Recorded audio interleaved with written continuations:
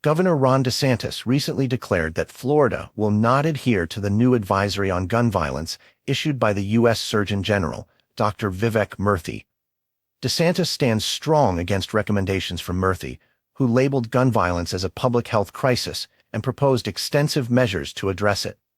These include universal background checks, an assault weapons ban, and more federal funding for gun violence research. Murthy highlighted the alarming statistic that firearm violence has become the leading cause of death among children and adolescents in the United States.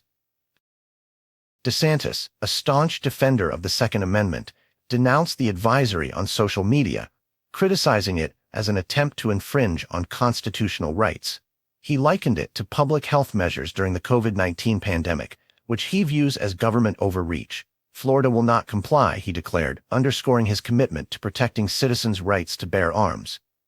The National Rifle Association, NRA, echoed this sentiment, labeling the advisory as another move in the Biden administration's alleged war on law-abiding gun owners. The Surgeon General's report is seen by some as a groundbreaking move to tackle gun violence through a public health lens, similar to past societal shifts in seatbelt usage and smoking habits. Murthy hopes to depoliticize the issue and focus on the data and health impacts.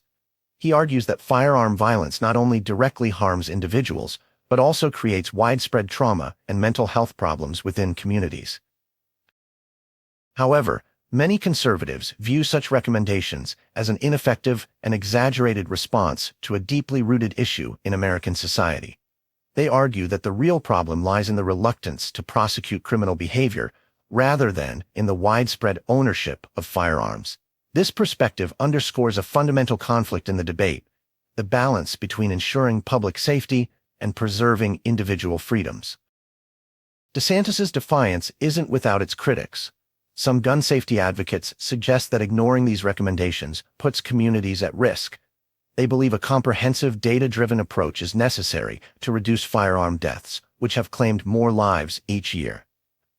Despite such viewpoints, the governor's stance resonates deeply with those who prioritize individual liberties and personal responsibility over increased regulation and government intervention.